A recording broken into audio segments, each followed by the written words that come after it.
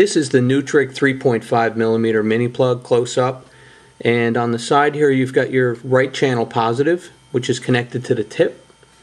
You've got your left channel positive with the longer side strap here, and that's connected to the middle. And then you've got your negative strap here, and both of your left and right negative conductors will get soldered to this ground strap here.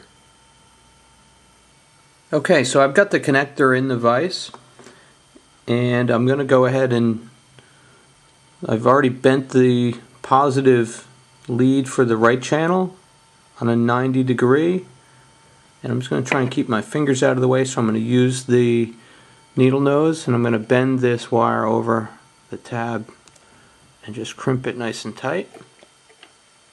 I'm going to grab the other positive lead, put a little bend on it, slip it through the hole on the opposite side,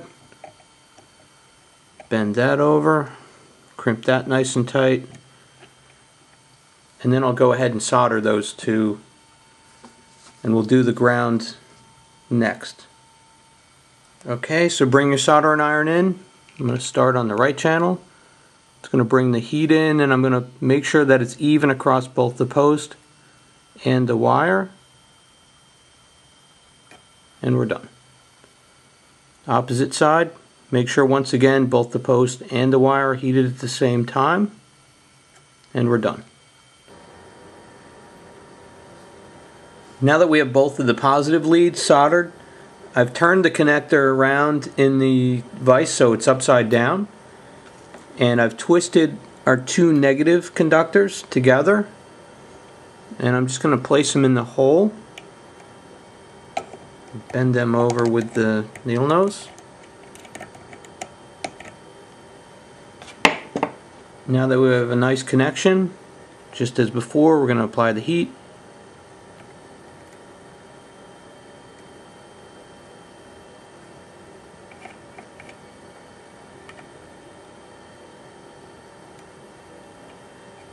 Here we go, and that's a nice connection.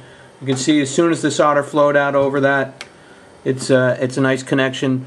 I'm going to take a pair of wire clippers and just snip those wires off on the bottom. The connection will be nice and solid on the opposite side.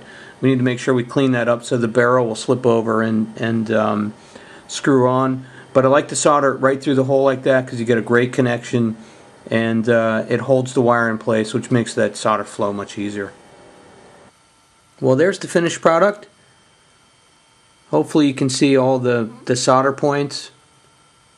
They're all nice and clean, not too much solder, but really solid connections. And here's the back as well. I've cleaned that up, snipped off the excess wire that was hanging off the back, and just filed that down just a tiny bit with a little jeweler's file. As you can see, I've bent down the strain relief tabs. They're right here. Just be careful not to pinch the insulation when you do that. And just slide your barrel up and screw the connector tight. And that's it.